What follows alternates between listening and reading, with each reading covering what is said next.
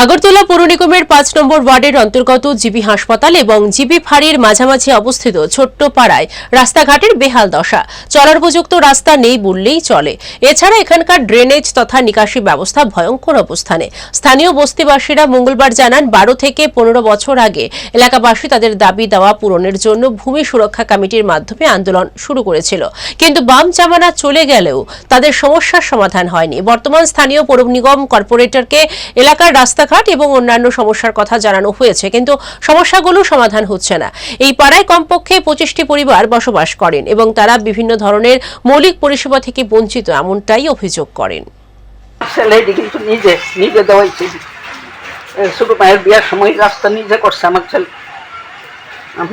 বর্ষাকালে কেমন অবস্থা হয় এটা? ও কইলাম না, আমার ওয়াশিং মেশিন নষ্ট আছে। আমার বাড়িতে দেখলে বুঝেন না, আমরা কাগজ বিছাইয়া থাকি সব আমার বাড়িতে হয়ে তাহলে জিজ্ঞাসা না হচ্ছে না। আমার ছেলে বস্তা দিয়ে মাটি দিয়ে বান্ধা হয়েছে। সরকার থেকে কোনো সাহায্য করা হয়েছে? কোনো কিচ্ছু না, আমরা সুতাও হয়েছি না স্যার।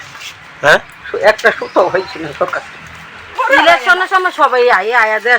আমি আবার একজনকে দেখাইছিলাম, তাই না নাম জানি না, আমরা প্রেসিডেন্ট আসছিল যে দেন, আমি আমার বাথরুমে নিয়ে দেখাইছি, দেন আমরা এই জলটি ব্যবহার করি।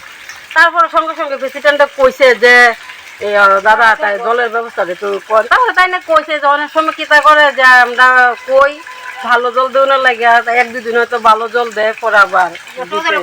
আপনারা কি এই জলে ব্যবহার করতেছেন? আমরা এই জলে ব্যবহার। এটা কোন জায়গা?